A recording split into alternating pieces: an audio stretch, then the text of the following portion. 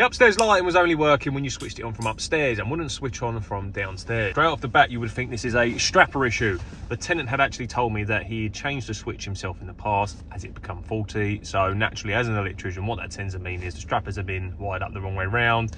And yeah, it's causing an issue with the two-way lighting. However, in this instance, that didn't seem to be the case. So the reason the upstairs lighting weren't actually working was because the cords had come loose from behind the switch. We reconnected the cords and all was good. But I thought it worth mentioning that this had actually been wired in the conduit method. Why is it called the conduit method? There's no conduit involved. I'll explain it to you. The reason it's called the conduit method is because if you had the twin and earth install and the conduit and singles install next to each other, they both wire exactly the same when you look at it on a piece of paper. The fitting, they drop down a twin and earth, which is just switch wire, which is pretty standard. You then have a 3-core that goes to the other switch.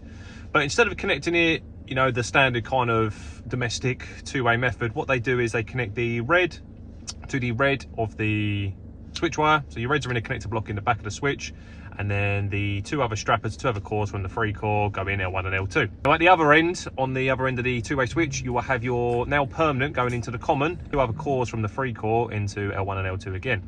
And then if you go back to the other switch, you then put your switch wire, which is black, into common. And when you look at it down on a piece of paper, you have created the conduit method. If you'd be interested to see me actually do a demonstration, maybe a drawing of how it actually works on paper, let me know. And if you've got any questions, put it in the comments.